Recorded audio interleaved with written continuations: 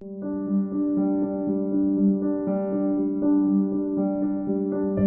everyone, welcome to Discuss and Deliberate, a StudyIQ exclusive comprising a series of interviews, and I am your host Vignesh Karthik. I am a PhD student at King's College London, and we at StudyIQ have curated this series as a dialogue between thought leaders and the aspirational youth of the nation who seek to contribute to the idea of and the building of India. Today, we are delighted to have with us Mr. Mika Tirronen, the Counselor of Education and Science Embassy of Finland in New Delhi, who's currently posted to India as India is a focus country for Finland. Tervetuloa and welcome, Mr. Mika. Thank you. On popular demand regarding a discussion on the developments in India-Finland relations, we have solicited the interview with Mr. Tirronen, who kindly accepted our invitation. As we look forward to move to the discussion, I would like to start with a brief introduction of Mr. Tirronen. Mika Tirronen has been Counselor of Education and Science at the Embassy of Finland in New Delhi since September 2019.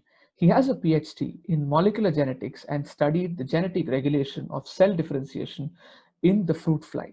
His career in international positions first began as a program director at the Academy of Finland and then as Education and Science Counselor at the Embassy of Finland in Beijing. He has experience in working in North America, Europe, and Asia. More recently, Mr. Tirronen has been involved in working with the rising Oriental giants of China and India. So I'd like to move to the first question, Mr. Tirronen. After a break, India has decided to retake the PISA tests conducted by the OECD, which are known to test the students' problem solving and cognitive ability. It is notable here that Finland has always featured in the top 10 rankings continuously.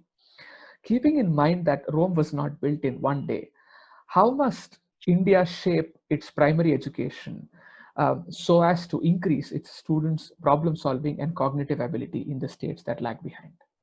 Okay, thank you, Vignesh. This is a very interesting question. I have been reading actually the National Education Policy NEP 2020 now lately here. That was released at the end of July in India. And that is a wonderful vision for the future of Indian education.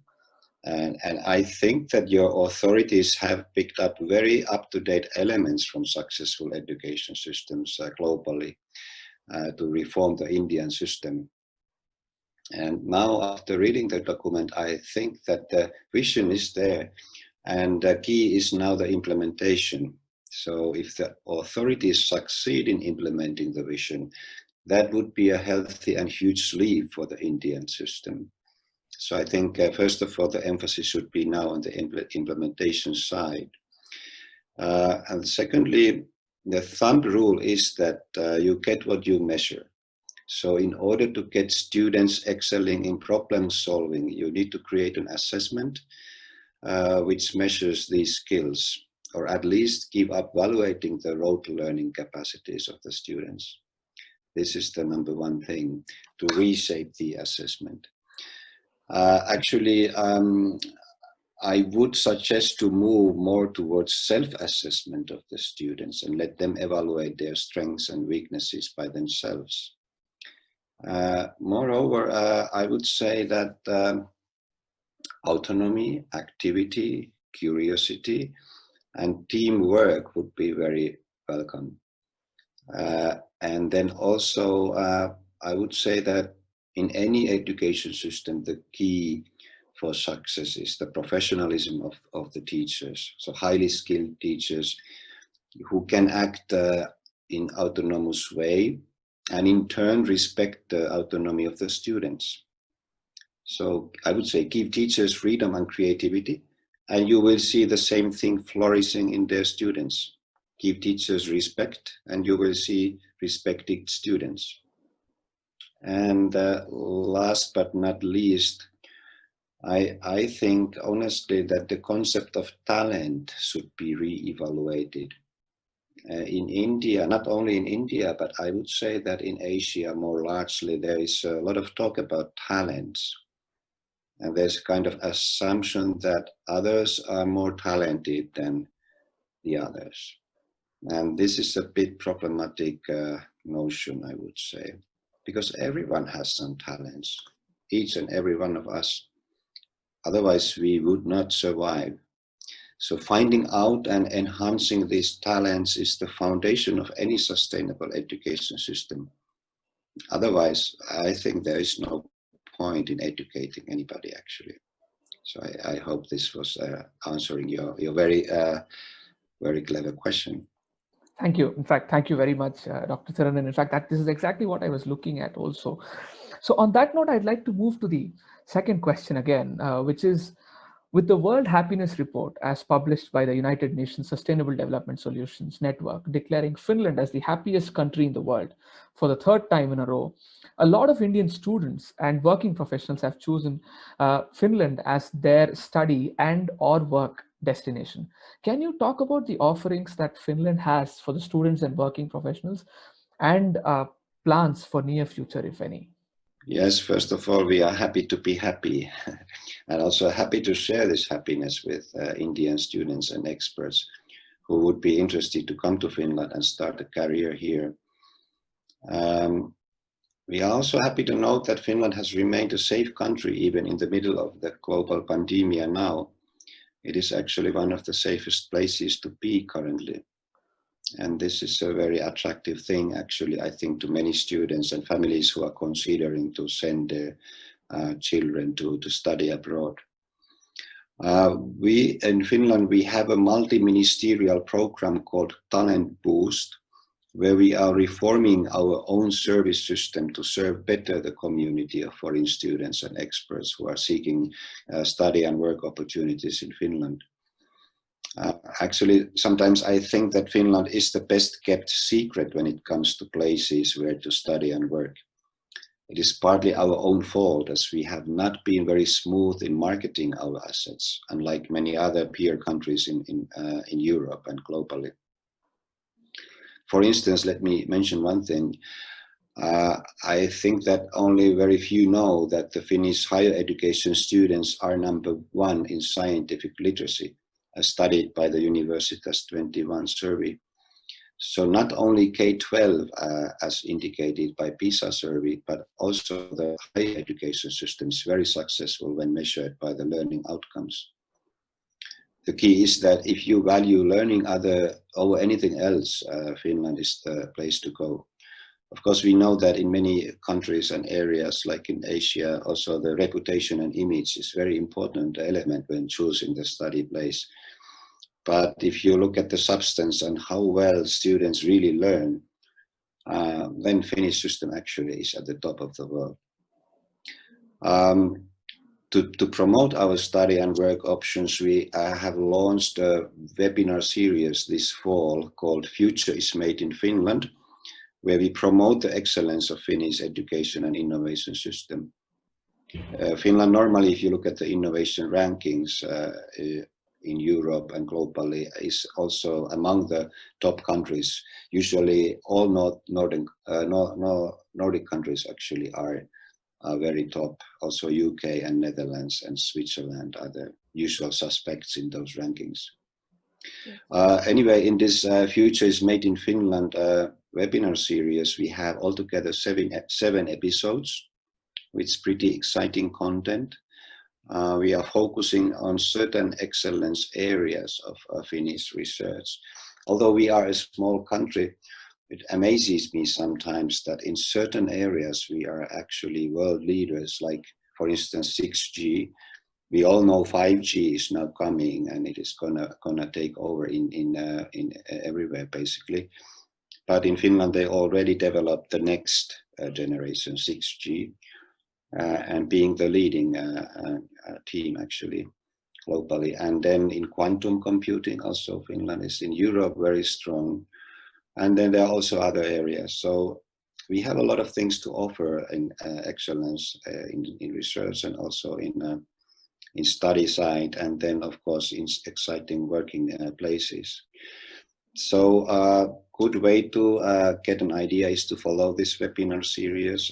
So stay tuned. You will find it in studyinfinland.fi website, studyinfinland.fi. So there you will find out how to register and how to follow the webinar. Thanks. Sure. Thank you, Dr. Tirronen. In fact, we will put it up below this interview as well. I mean, for the students to sort of reach out. And on that note, I'd like to sort of move to a more, I mean, in fact, to the outcome of such education, or one of the outcomes of such education, which is trade. India and Finland's bilateral trade relationship has been on the upward trajectory in the recent past, with India's trade with Finland crossing $1 billion and heavily in favor of Finland, approximately 3:1. How and how much do you think our bilateral trade would have progressed in the next decade? And also, what role does education in science and tech have in such a rise? Yeah, this is a very good question, very important issue. I think actually that education, science and tech will be in the core of the future development, and also in the core of our collaboration between India and Finland. First of all, I would take the fact that, like I said, Finland is one of the world leaders in certain technologies like 6G, quantum computing, and air quality research, actually very strong in AI, photonics, cancer research, and so on. And then if you take the other side of the story, that India actually has the most vibrant R&D system in the world currently. You have those great systems integrators like Infosys, Wipro, Tech Mahindra, and so on, who are doing a lot of R&D work for the top companies globally. And many of those Indian giants are actually already forming partnerships with Finland in some key future areas. And I think that this area, this domain, will be the core of the future growth, for sure. So I would say that academia-industry collaboration, which is also attractive to students and experts who wish to locate themselves into Finland. So I think this is going to be really the driver of the future collaboration between our countries. In education domain, I would love to see more collaboration between our countries, and not always and necessarily as a business, but rather as a key partnership of co-creation and trust. So NEP 2020 opens an entirely new avenue for our collaboration. As now I think that we are talking about same vision, same issue. So we have understanding where we are going to and what education should be.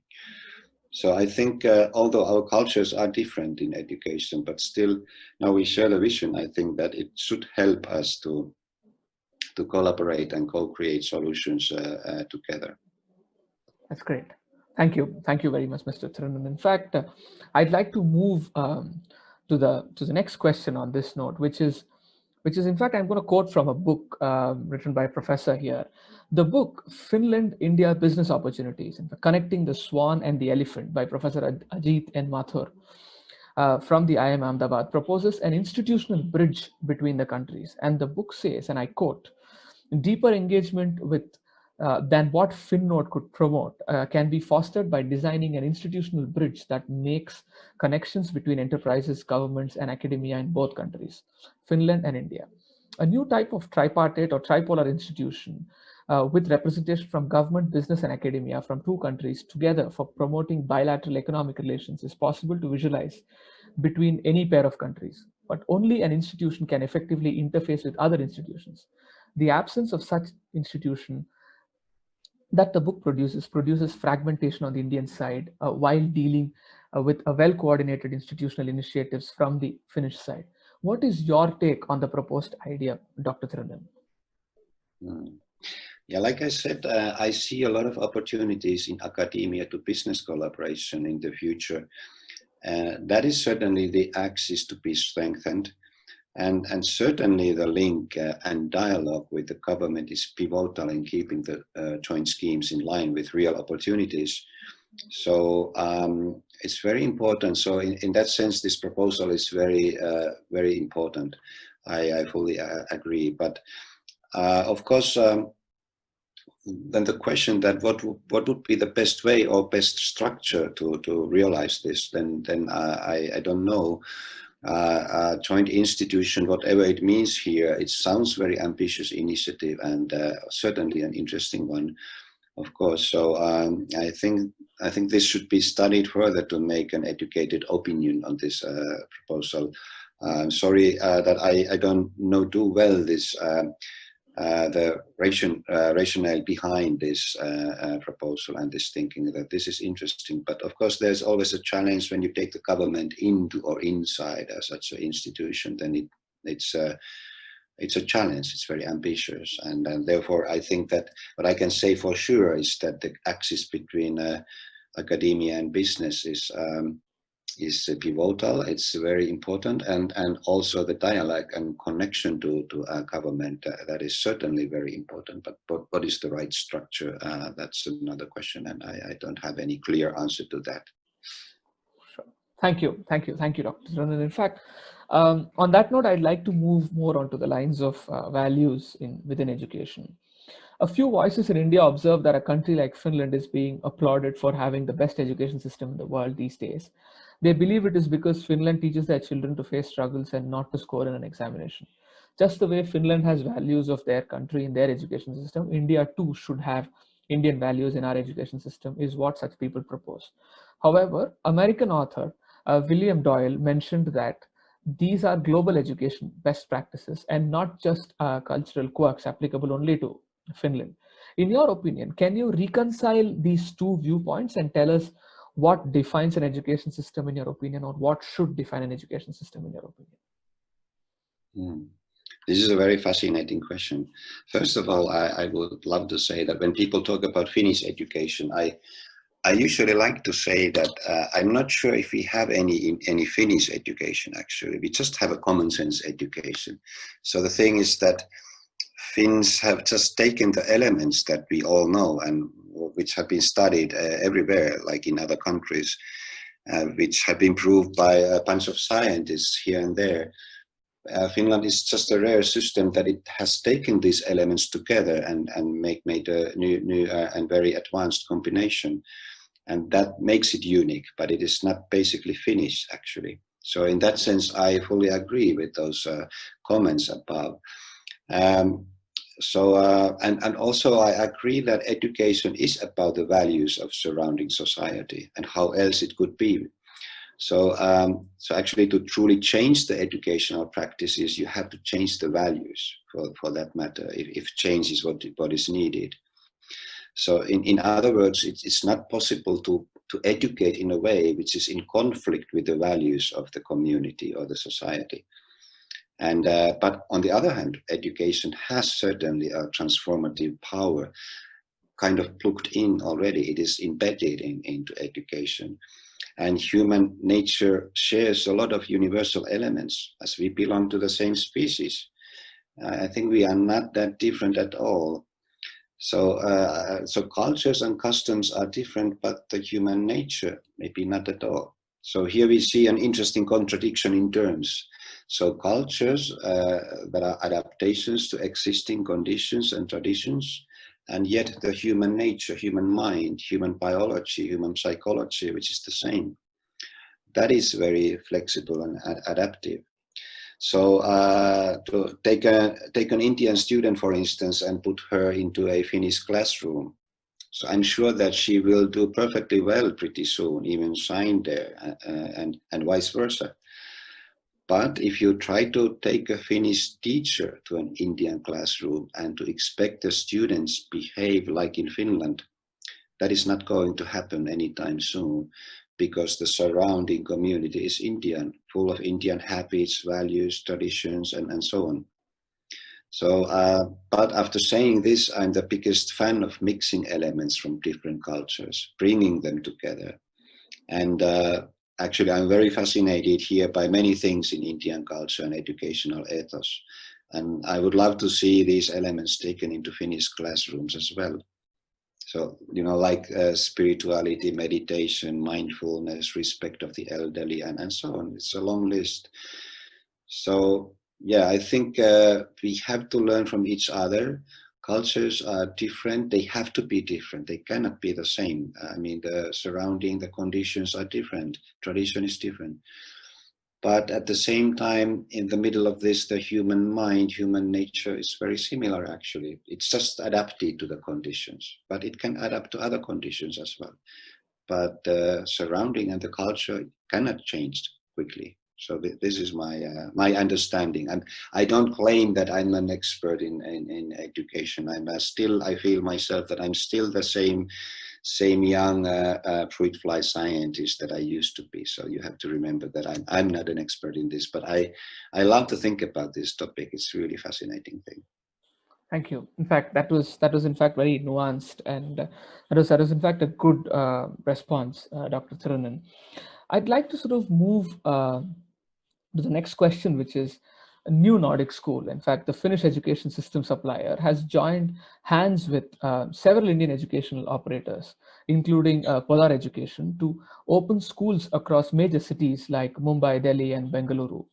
Notably, the new Nordic school maintains that Indian education system needs a mindset shift. Could you please help us understand the mindset shift that is required?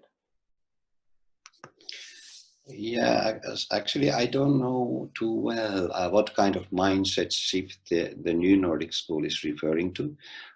They naturally have their own vision behind the business idea, and certainly very well grounded theory on this. And as such, I think it is fascinating to know that there are more and more this kind of Finnish actors coming to India and joining hands with Indian local experts. So this is very welcome, I would say.